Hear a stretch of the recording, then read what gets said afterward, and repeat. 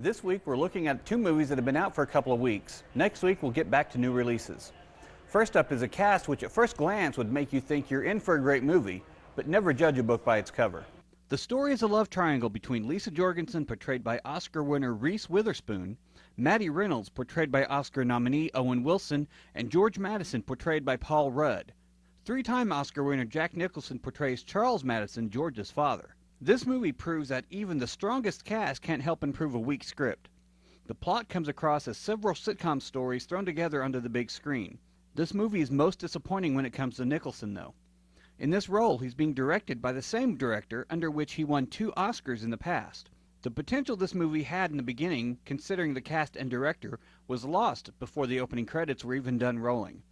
You have all the signs of a handful. I hope so. So the real question isn't, how do you know? It's actually, why would you go? I give it 1.5 tickets out of 5. Next, we have the latest movie to use spectacular backdrops in an attempt to balance a bad story. Three-time Oscar nominee Johnny Depp portrays Frank Tupelo, an American tourist exploring Europe. Oscar winner Angelina Jolie portrays Elise Clifton Ward, a British secret agent who, while being chased, entangles Tupelo into her escape attempt. I'm Elise. I'm Frank. That's a terrible name. It's the only one I've got.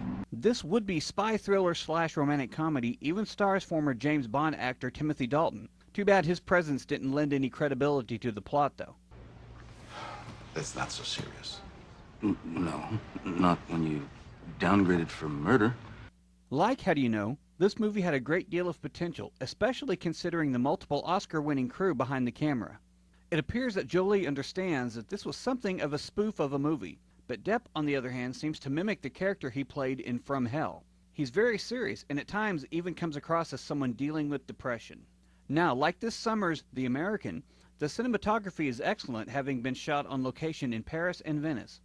But that's simply not enough to sustain the film. I give it 1.5 tickets. So how about checking out what's new on DVD right now?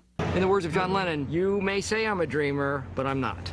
Steve Carell and Paul Rudd star in Dinner for Schmucks. Patrick Fabian and Ashley Bell star in The Last Exorcism, and Danny Trejo and Jessica Alba star in Machete. So take your pick and catch a flick. Be sure to check out our Facebook fan page. Just search Fox 24 Movie Night. For Fox Movie Night, I'm Mike Emery.